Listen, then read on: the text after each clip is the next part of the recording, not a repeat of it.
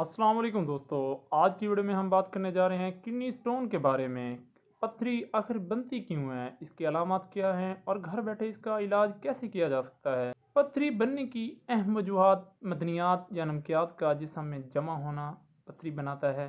जब जिस्म में पानी की कमी हो जाती है और नमकियात ज़्यादा हो जाते हैं तो ये ज़रात छोटे ज़रात आपस में जुड़कर पथरी बना देते हैं। दोस्तों, पथरी बनने की कुछ आम वजूहात जैसे हैं: पानी कम पीना, नमक का ज़्यादा इस्तेमाल करना, चाय, कॉफ़ी, पालक, चॉकलेट या बादाम का ज़्यादा इस्तेमाल, गोश्त का ज़्यादा इस्तेमाल यूरिक एसिड का मसला बनाता है, पेशाब का रोक कर रखना, बार बार पानी कमी हो जाना, विटामिन डी या कैल्शियम का ज़्यादा इस्तेमाल।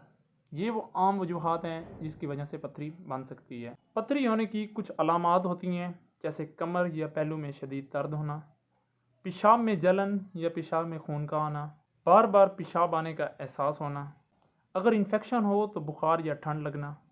पथरी के इलाज की बात की जाए तो 2 mm से लेकर 6 mm तक की जो पथरी होती है वो खुद से पेशाब के ज़रिए निकल जाती है।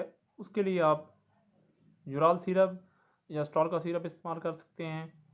अगर पेन ज़्यादा हो रहा है तो उसके लिए आप कीटोरोलिक या डाइक्लोफिनेक इंजेक्शन या टैबलेट्स का इस्तेमाल कर सकते हैं। अगर पथरी 7 mm से 15 mm की हो तो ये खुद से नहीं निकलती, इसके लिए शॉक वेव्स का इस्तेमाल किया जाता है जिससे पथरी टूटकर टुकड़ों में तकसीम हो जाती है। अगर पथरी 15 mm से बड़ी हो तो इसके लिए सर्जरी की जाती है, जैसा कि लेज़र सर्जरी या PCNL सर्जरी।